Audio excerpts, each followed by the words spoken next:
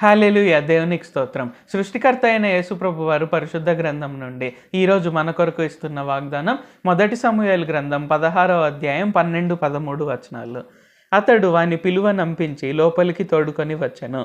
అతడు ఎర్రని వాడును, చక్కని నేత్రములు గలవాడును, చూచుటకు సుందరమైన వాడునై ఉండెను. అతడు రాగానే, నేను కోరుకొన్నవాడు ఇతడే, నీవు లేచి వానిని అభిషేకించుమని యెహోవా సెలవీయగా, సమూయేలు తైలపు కొమ్మును తీసి వాని సహోదరుల ఎదుట వానికి అభిషేకము చేసెను. నాట నుండి యెహోవా ఆత్మ దావీదు మీదికి బలముగా వచ్చెను. తర్వాత సమూయేలు లేచి రామాకు వెళ్ళిపోయాను.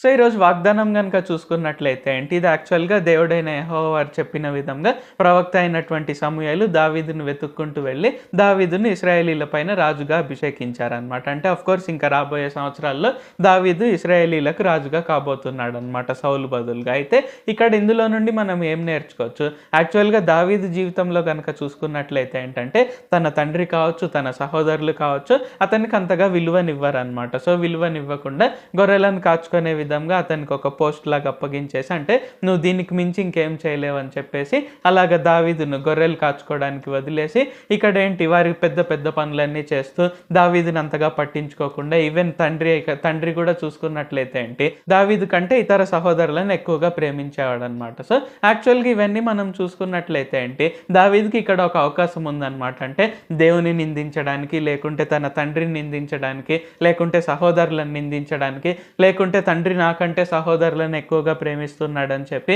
సహోదరుల పైన అసూయపడ్డానికి కావచ్చు, లేకుంటే బాధపడుతూ నన్ను ఎవ్వరూ గుర్తించట్లేదు, నాకు ఏమీ జరగట్లేదు అని ఇలాగ అసూయ చూపించడానికి కావచ్చు, మేబీ ద్వేషం పెంచుకోవడం కావచ్చు, ఇవన్నీ దావీదు చేసి ఉండొచ్చు. కానీ మనం పరిశుద్ధ గ్రంథంలో చూసుకున్నట్లయితే ఇవేవి మనకు కనిపించవన్నమాట. సో ఇవేవి కనిపించకపోగా ఇంకా ఇక్కడ దావీదు రాజు కాక మునుపు కూడా గొర్రెలు కాచుకుంటున్నప్పుడు కూడా ఇక్కడ దేవుని మార్గాల్లో చక్కగా నడుచుకునేవాడు అనమాట. సో తన చిన్నతనంలో కావచ్చు, యవ్వన కాలంలో కావచ్చు, చక్కగా నడుచుకుంటూ ఉండేవాడు అనమాట. సో ఆ విధంగా దావీదు వల్లే మనం కూడా జీవించినట్లయితే నన్ను ఎవరు గుర్తించట్లేదు, నాకు ఇలాగ కావట్లేదు, అలా కావట్లేదు అని మనం అనుకునే బదులుగా దావీదు వల్లే మనం దేవునికి నమ్మకంగా జీవించినట్లయితే ఇక్కడ దావీదుని ఎలాగ ప్రవక్త అయిన సమూయేలే వెతుక్కుంటూ వచ్చాడో మనల్ని కూడా ఆశీర్వాదాలు వెతుక్కుంటూ అలాగే వస్తాయి. సో ఇక్కడ చూసుకున్నట్లయితే దావీదు సమూయేలు వద్దకు వెళ్ళలేదు. సో మీరు ప్రవక్త కదా, నన్ను అభిషేకించండి అని దావీదు వెతుక్కుంటూ వెళ్ళలేదు. కానీ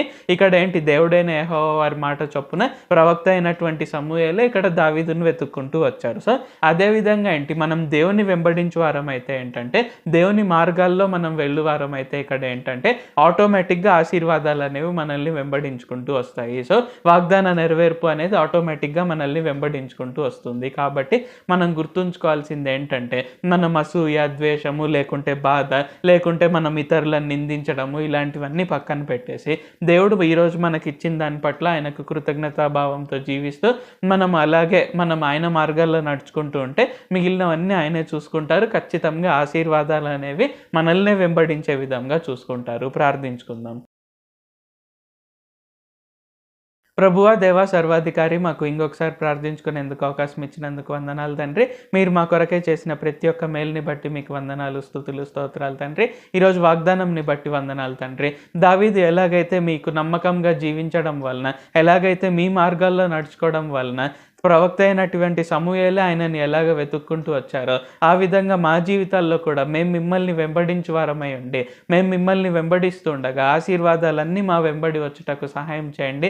ఆశీర్వాదాలు, వాగ్దానాల నెరవేర్పు అన్నీ మమ్మల్ని వెతుక్కుంటూ వచ్చుటకు సహాయం చేయండి తండ్రి. ఈ ప్రార్థనలు ఎవరెవరైతే పాల్గొంటున్నారో ఎటువంటి ఆలస్యము లేకుండా వారి జీవితాల్లో వాగ్దానాలు అనేవి నెరవేర్చండి. ఆశీర్వాదాలన్నీ వారి వెంబడి వెళ్ళుటకు సహాయం చేయండి. నజరేయుడైన సర్వశక్తిగల యేసుక్రీస్తు నామములో ప్రార్థిస్తూ ఉన్నాం తండ్రి. ఆమేన్. Thank you Jesus.